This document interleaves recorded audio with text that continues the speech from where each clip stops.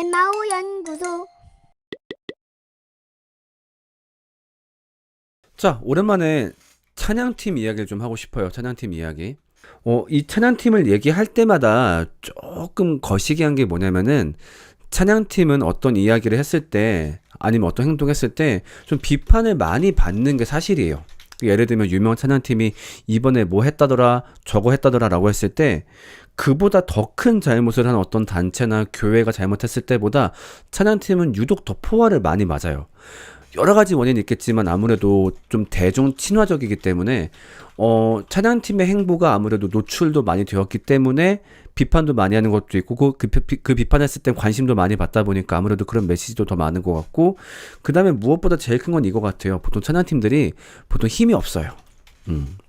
찬양팀들이 어떤 좀 이렇게 뒷배를 가진 경우가 많지 않지요. 예를 들면 어떤 교회 정치적으로 좀 이렇게 힘을 줄 수 있는 분이 있다든가 아니면은 좀 이렇게 쩐이 있으신 분이 뒤에 붙어 있다든가 그러면 좀 이제 힘이 있다 보니까 쟤네 함부로 건드리면 안 돼. 뭐 예를 들면은 뭐 예장 합동에서 만든 찬양탄, 예장 합동에서 이끌고 있는 찬양탄이 있다라고 했을 때 만약에 그 찬양팀을 까기 시작하면은 합동 차원에서 막 뭔가 공격이 올 것 같으니까 잘 못 건드릴 텐데 보통은 그렇지 않단 말이에요. 또 연령대들도 보통 젊은 사람들이 많이 모여 있다 보니까 얘들을 비판해도 얘네가 받아칠 수 있는 카드가 거의 없어. 그렇다 보니까 찬양팀은 좀 사소한 일을 해도 많이 비판을 받고 공격을 받는 게 사실이기 때문에 저도 어떤 한마디를 얻는 게 되게 조심스럽긴 해요. 근데 지금부터 제가 하려는 거는 뭐 특정 찬양팀의 문제가 아니기 때문에, 그러니까 뭐 제가 어렸을 때부터 보아왔던, 심지어 제가 몸담았던 전국에 아니면 지금도 많이 있는 개 교회에서 많이 일어나고 있는 일들이기 때문에 좀 그런 것들을 좀 하나 언급하려고 해요. 뭐냐면은 찬양 인도자 이런 멘트는 하면 안 된다. 네, 이걸 좀 얘기해 보려고 해요. 사실 찬양 인도자가 찬양 인도를 할 때 어떤 멘트를 할 수밖에 없죠. 사람들을 독려하고 같이 찬양하자라고 말을 하기 위해서. 근데 그 중에 좀 잘못된 멘트가 있어요. 그러니까 이게 그 뭐 전공생의 관점에서 굳이 트집 잡는다 이런 느낌이라기보다도 실제로 그런 멘트들이 성도들의 신앙에 실질적인 영향을 끼친다고 제가 판단하는 멘트들이 있거든요. 그래서 이런 것들은 좀 제발 그만해야 된다라고 좀 말을 하고 싶어요. 좀 첫 번째가 이거 같아요. 전 첫 번째가 지금 마침 댓글에 딱 올라와 있는데, 성령님 이 자리에 임재하여 주시옵소서. 이런 멘트 참 많이 하죠. 자, 성령님, 우리가 함께 주님의 임재를 구할 때 이 자리에 임재하여 주시고, 얼핏 보면은 굉장히 좋은 말처럼 들리고 별로 문제 없는 말 같아 보인단 말이에요. 근데 이거 같은 경우는 굉장히 큰 문제가 있어요. 좀 비슷한 말을 몇 개 더 해볼게요. 뭐 우리가 찬양할 때 이 자리에 임재하시고 우리가 주의 임재를 구합니다. 우리의 어떤 특정한 행동으로 성령님을 모신다라는 느낌의 멘트는 저는 하면 안 된다라고 생각해요. 왜냐면은 일단 성경적으로 맞지가 않죠. 성령은 우리가 어떤 특정한 행위로, 우리가 모여서 집회할 때 그런 어떤 특정한 행위로 불러오는 분이 아니라 우리와 항상 함께 내주하시는, 그러니까 우리가 복음을 받아들이고 우리 안에 그 복음에 대한 믿음이 생기고 감동이 생겼을 때 그때부터 성령님은 우리 안에 내주하시는 분이거든요. 내주하시는 분인데 이런 멘트는 자꾸 이런 오해를 불러일으키는 거예요. 그러니까 성령님은 우리와 함께하는 분이 일단 아니야. 그러니까 지금부터 우리가 마음 모아서 기도하고 찬양하고 뭔가를 할 때 성령님이 여기에 소환되는 거야. 이런 식의 생각을 하게 만들어요. 자, 우리가 성령님이 우리와 함께 하시려면, 성령님의 내조를 구하려면은 제일 먼저 복음에 대한 이해가 있어야 돼요. 이걸 되게 사소하게 생각할 때가 많아요. 그러니까 복음 몰라도 성령님이 임재할 수 있지. 근데 성경 말씀은 그렇지가 않아요. 에베소서 1장 13절의 말씀인데, 자, 이게 좀 말이 어려워서 쉽게 바꿔볼게요. 그러니까 여러분이 성령의 날인 성령님이 맞박에 도장을 찍었대. 너 내 거. 근데 그게 가능했던 이유가 여러분이 진리의 말씀, 곧 여러분을 구원하는 복음을 듣고서, 구원의 복음을 듣고서 비로소 성령님의 자녀가 되었대요. 에베소 교회 사람들이.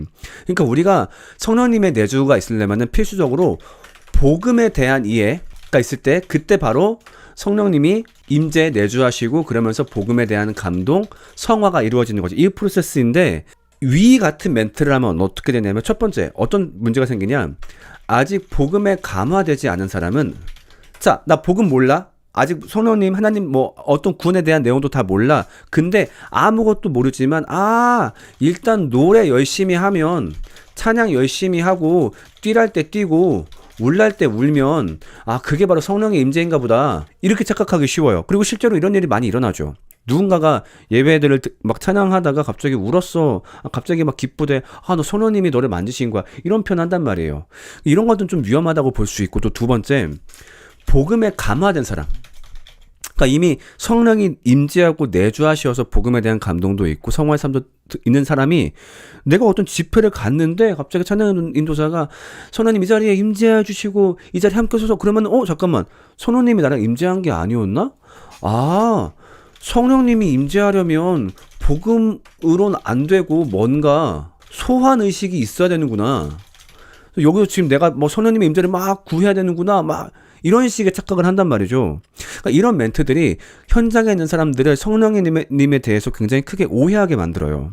근데 보통 이제 이런 말들을 좀 많이 하죠. 왜냐면 이게 뭔가 좀 예배를 하기 전에 혹은 찬양을 하기 전에 뭔가 되게 신비감을 고양시키는 게 있죠.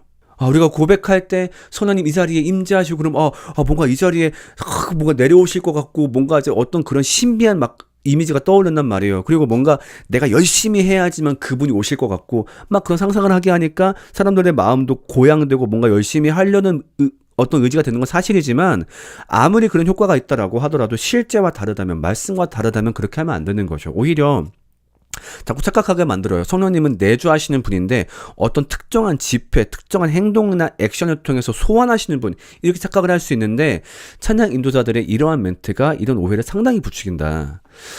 자, 그 다음 두 번째로 이런 걸 할 수 있을 것 같아요. 하나님이 받으시는 예배 되게 해달라고, 하나님이 받으시도록 예배를 드리는 입장에서 우리가 하나님한테 이 예배 받아주세요라고 고백할 수는 있겠죠. 이건 문제 없는데, 어떤 어감이 있을 때가 있냐면은, 여러분들이 열심히 찬양하지 않으면 하나님이 받지 않으실 수 있어요. 약간 이런 식의 멘트. 그러니까 뭐냐면은, 니네가 열심히 하지 않으면 하나님이 예배 안 받으실 수도 있음. 약간 이런 식의 멘트를 할 때가 있어요.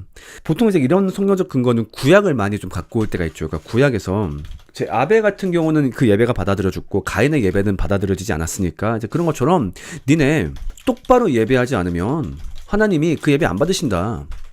지금 예배 시간인데 일어날 때 안 일어나고 입 안 벌리고 손 안 들고 하면은 그 예배 안 받으실 수도 있다. 아니면 이런 것도 있어요. 여러분의 삶이 온전하지 못한데 어떻게 하나님이 그 예배를 받으시겠어요? 그러니까 혹은 그 일주일 동안의 삶이 어떠냐에 따라서 그 예배를 받으신다 안 받으신다, 이게 갈린다라고 하는 거죠. 자, 근데 일단 이거는 사실 문제점이 너무 많아가지고 어디서부터 짚어야 될지 모르겠는데, 일단 이것부터 한번 얘기해 볼게요. 자, 우리가 구약 같은 경우는, 구약의 제사 같은 경우는 실제로 이것이 하나님이 받아주시냐 안 받아주시냐가 굉장히 중요한 문제였어요. 왜냐면은 하나님이 열받으시면 안 받으실 수 있으니까. 어떤 경우에는 정말로 제사를 하나님께 올리도록 잘 준비했는데 하나님이 그거를 흥행하지 않으신 정말 그런 케이스도 있고, 하나님이 오죽하면은 그 선지서에서 제발 니네 이 제사 좀 안 하면 좋겠다라고 말씀하신 경우도 있단 말이에요. 이게 왜 그러냐면은 아직 하나님과 인간 사이가 화목하지 않으니까, 아직까지는 인간의 신분이 죄인 될 때니까. 왜 그러냐고요? 우리한테 화목제로 오신 예수님이 오시기 전이다 보니까 인간들은 율법을 지킴을 통해서 자신의 깨끗함을 증명해야 되고, 그 증명에 실패한 경우 제사를 통해서 하나님께 그 죄를 씻어야 돼요. 근데 제사를 지내면서도 그냥 형식적인 제사만 드리면은 너 지금 자식아 잘못해가지고 그 반성문으로 제사하는 건데 태도를 보니까 반성하는 태도가 아니야. 그럼 제사를 안 받아다 주시기로 또 했단 말이에요. 그러면은 하나님 앞에서 덜덜덜 떨어야 돼요. 받으시냐 안 받으시냐. 근데 신약 오늘날의 예배는 다른 개념이죠. 하나님이 받으실까 안 받으실까를 걱정하는 게 아니에요. 왜냐면은요, 예수님이 우리의 죄가를 다 가져가셨고, 그래서 우리는 하나님 앞에서 우리는 의인이에요. 그러니까 내가 주님 앞에서 주님 제가 죄인입니다 할 때 하나님이 야 왜 그래, 너 죄 졌냐? 야 네가 무슨 죄인이야, 너 죄 하나도 없지. 왜요? 예수님이 그걸 다 가져가셨기 때문에. 그렇기 때문에 그 상태에서 우리는 그 감동에 젖어서 예배를 하는 거죠. 우리가 이미 용납되었대요. 그래서 이미 용납된 사실을 기뻐하는 것이 예배인 거지. 이거 예배 똑바로 안 드리면 오늘 예배 때 내가 좀 피곤하다고 앉아있으면 이거 예배 안 받아주시겠지? 이런 식의 예배가 받아진다 안 받아진다 그런 식의 어떤 이분법적인 사고로 예배를 갈 때가 있어요. 그러니까 너무 불필요한 초조함을 갖고 있는 거죠. 물론 그런 태도들이 불안하고 무서우니까 예배를 막 빡세게 하게 만들어요. 나 근데 그게 되게 약간 전 속임이라 생각을 해요. 예배를 인도하는 사람들이 기왕 내가 리드하는 예배 때 애들이 더 잘 따라오면 좋겠다 보니까 어찌 보면 초조함을 좀 이용하는 걸 수 있다라고 전 생각이 들어요. 야, 니네 똑바로 예배하지 않으면 하나님이 예배 안 받으실 거야. 아유, 우린요 이미 용납된 사람들이에요. 우리의 일주일의 삶이 어떠하는지, 물론 그래서 막 살아도 된다 그게 아니고, 아무튼 우리의 상태가 어떠하든지 이미 예수님의 사역을 통해서 우리의 죄가가 사라졌기 때문에 거기에 대해서 감동하는 것이 예배이지, 이 예배가 받아질까 안 받아질까 그런 개념이 아니에요.